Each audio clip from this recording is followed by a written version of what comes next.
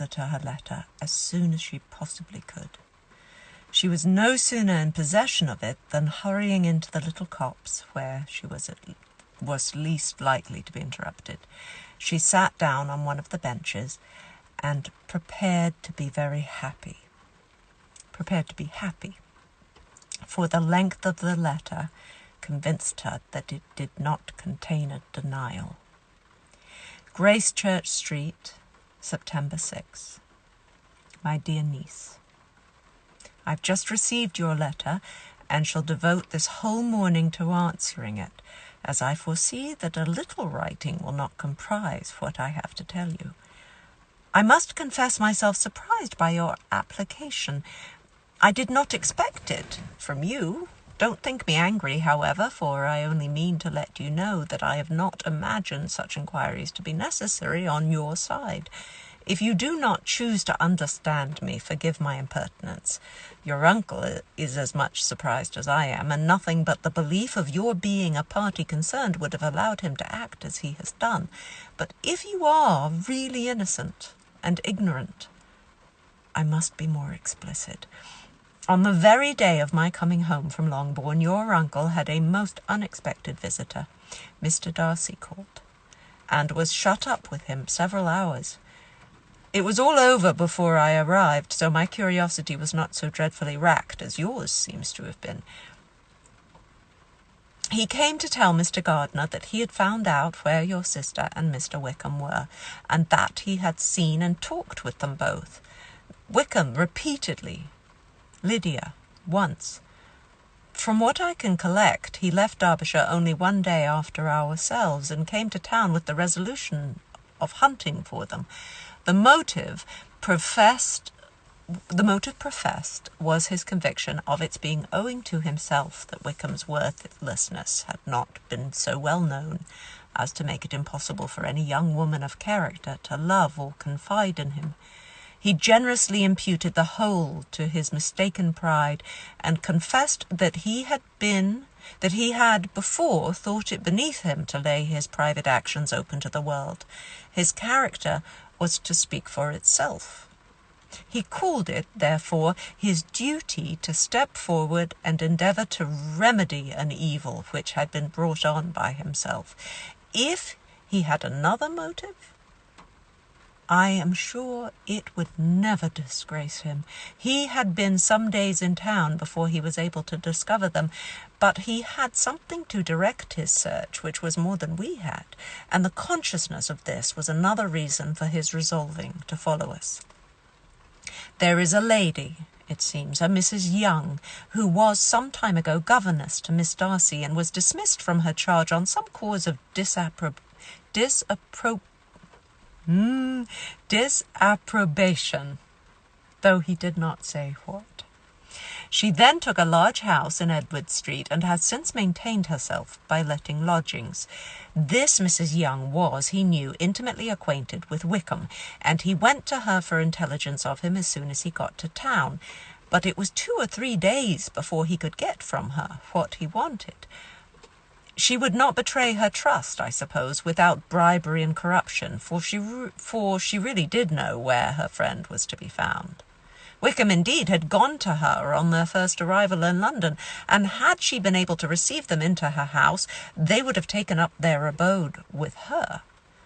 At length, however, our kind friend procured the wished-for direction. They were in Street. He saw Wickham, and afterwards insisted on seeing Lydia. His first object with her, he acknowledged, had been to persuade her to quit her present disgraceful situation and return to her friends as soon as they could be prevailed on to receive her, offering his assistance as far as it would go. But he found Lydia absolutely resolved on remaining where she was. She cared for none of her friends. She wanted no help of his. She would not hear of leaving Wickham. She was sure they were to be married some time or other, and it did not much signify when. Since such were her feelings, it only remained, he thought, to secure and expedite a marriage, which, in his very first conversation with Wickham, he easily learnt had never been his design. He confessed himself obliged to leave the regiment on account of some debts of honour which were very pressing, and scrupled not to lay all the ill consequences of Lydia's flight on her own folly alone. He meant to resign his commission immediately, and as to his future situation, he could conjecture very little about it. He must go somewhere, but he did not know where, and he knew he should have nothing to live on. Mr. Darcy asked him why he had not married your sister at once. Though Mr. Bennet was not imagined to be very rich, he would have been able to do something for him, and his situation must have been benefited by marriage. But he found in reply to his question that Wickham still cherished the hope of more effectively making his fortune by marriage in some other country. Under such circumstances, however, he was not likely to be proof against the temptation of immediate relief. They met several times, for there was much to be discussed. Wickham, of course, wanted more than he could get, but at length was reduced to be reasonable. Everything being settled between them, Mr. Darcy's next step was to make your uncle acquainted with it, and he first called in Gracechurch Street the evening before I came home. But Mr. Gardiner could not be seen, and Mr. Darcy found on further inquiry that your father was still with him, but would quit town the next morning. He did not judge your father to be a person whom he could so properly consult as your uncle, and therefore readily postponed seeing him till after the departure of the former. He did not leave his name. Until the next day it was only known that a gentleman had called on business. On Saturday he came again. Your father was gone, your uncle at home, and as I said before, they had a great deal of talk together. They met again on Sunday, and then I saw him too. It was not all settled before Monday. As soon as it was, the express was sent off to Longbourn, but our visitor was very obstinate. I fancy, Lizzie, that obstinacy is the real defect of his character after all. He has been accused of many faults at different times, but this is the true one. Nothing was to be done that he did not do himself. Though I am sure, and I do not speak it to be thanked, therefore say nothing about it, your uncle would most readily have settled the whole... Oh, shoot. Oh, my. Talk amongst yourselves. I think... Oh.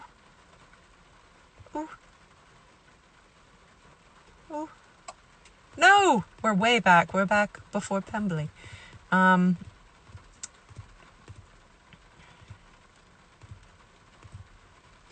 right. Anyone know any jokes? What are we on? I'm just going to do the... There we go. 52 we're on, right? Yes. The whole. Yeah, it's settled the whole. They battled it together for a long time, which was more than either the gentleman or lady concerned in it deserved. But at last, your uncle was forced to yield, and instead of being allowed to be of use to his niece, was forced to put up with only having the probable credit for it, which went sorely against the grain, and I really believe your letter this morning gave him great pleasure, because it required an explanation that would rob him of his borrowed feathers and give the praise where it was due. But, Lizzie, this must go no farther than yourself, or Jane at most. You know pretty well, I suppose, what has been done for the young people. His debts are to be paid, amounting, I believe, to considerably more than £1,000. Another 1,000 in addition to her own settled upon her, and his commission purchased. The reason why all this was to be done by him alone, was such as I have given above. It was owing to him, to his reserve and want of proper consideration, that Wickham's character had been so misunderstood, and consequently that he had been received and noticed as he was. Perhaps there was some truth in this, though I doubt whether his reserve or anybody's reserve can be answerable for the event. But in spite of all this fine talking, my dear Lizzie, you may rest perfectly assured that your uncle would never have yielded if we had not given him credit for another interest in the affair. When all this was resolved on, He returned again to his friends, who were still staying at Pemberley, but it was agreed that he should be in London once more when the wedding took place, and all money matters were then to receive the last finish. I believe I have now told you everything. It is a relation which you can tell me is to give you great... It is a relation which you tell me is to give you great surprise. I hope, at least, it will not afford you any displeasure. Lydia came to see us, and Wickham had constant admission to the house.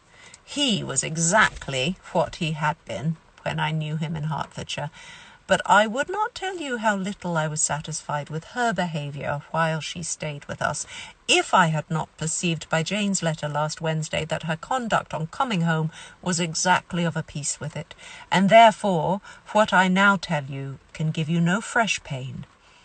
I talked to her repeatedly in the most serious manner, representing to her all the wickedness of what she had done, and all the unhappiness she had brought on her family.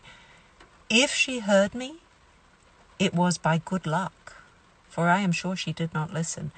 I was sometimes quite provoked, but then I recollected my dear Elizabeth and Jane, and for their sakes had patience with her. Mr. Darcy was punctual in his return, and, as Lydia informed you, attended the wedding. He dined with us the next day, and was to leave town again on Wednesday or Thursday.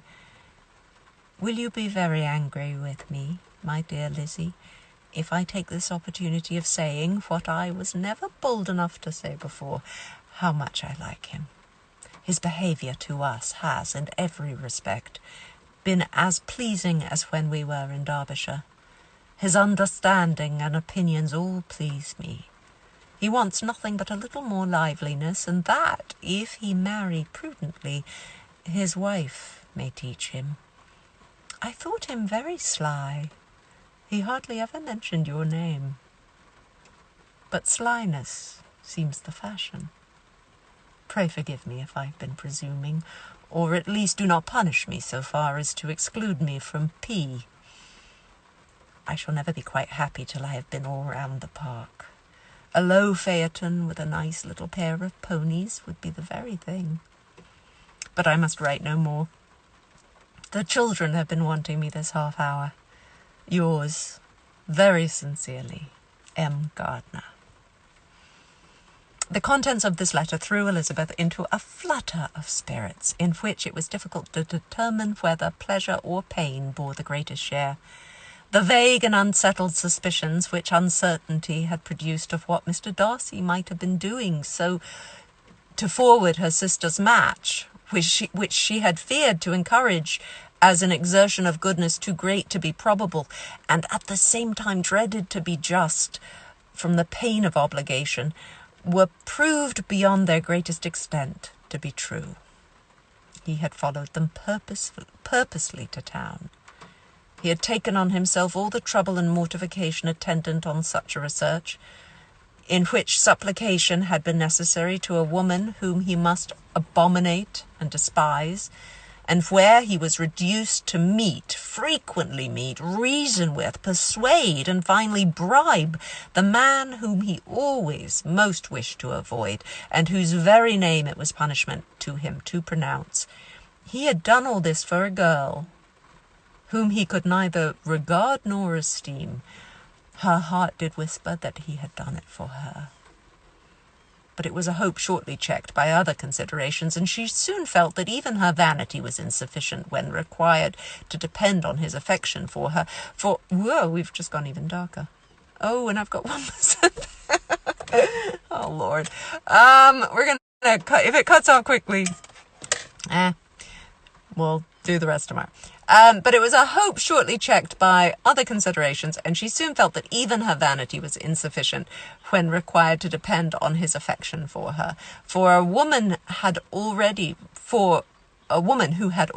refused him, as able to overcome a sentiment so natural as abhorrence against relationship with Wickham.